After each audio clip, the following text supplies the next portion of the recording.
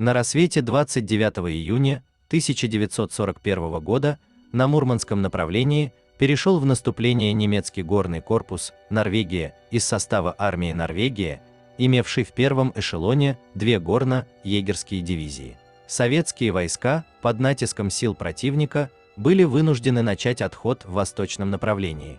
Часть войск была отрезана на полуострове Средний, где удержала оборону на рубеже горного хребта Муста-Тунтури и оборонялась более 3 лет. Остальные войска 14-й армии отходили вдоль побережья Баренцева моря в направлении Полярного и Мурманска.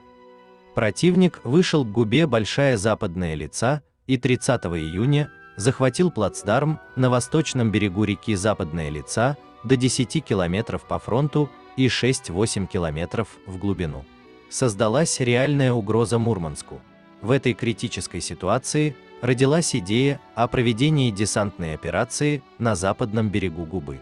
6 июля 1941 года для содействия частям 52-й стрелковой дивизии в проведении контрудара по войскам противника на занятом ими плацдарме.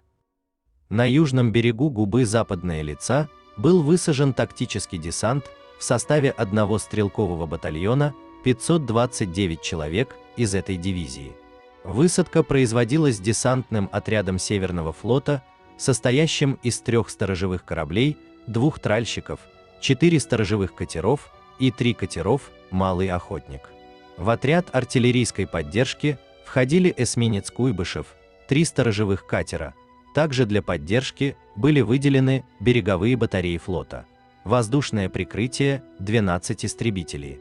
Этот батальон посеял панику во вражеской обороне, уничтожил несколько позиций врага и прорвался на соединение с главными силами. 7 июля на западном берегу Губы Западная Лица в целях разведки и демонстрации крупных сил был высажен батальон пограничников до 500 человек.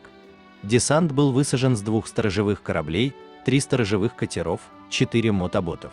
Крупные вражеские силы были переброшены к месту высадки десанта. Его попытка прорыва к главным силам окончилась неудачно. В течение 9 июля десант был снят с вражеского берега кораблями флота 2 сторожевых корабля. Оба этих десанта носили отвлекающий характер. Целью нового, 3-го по счету десанта, был захват и удержание плацдарма на западном берегу Губы. Он создавал угрозу для автомобильной дороги, по которой немцы снабжали свой плацдарм и его полной блокады, а при благоприятном развитии операции – возможность его полного уничтожения.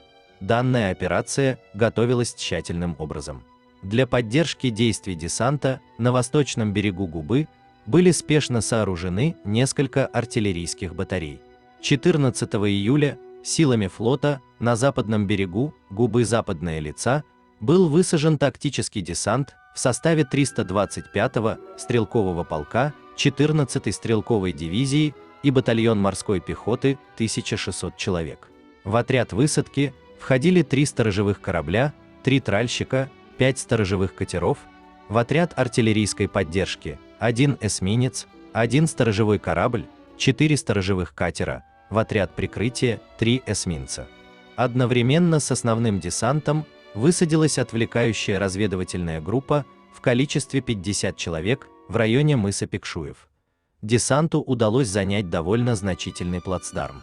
Противник действительно спешно начав стягивать силу к советскому плацдарму, в том числе из сухопутного фронта.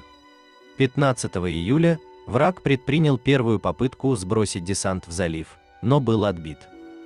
16 июля для усиления десанта были высажены еще 715 морских пехотинцев.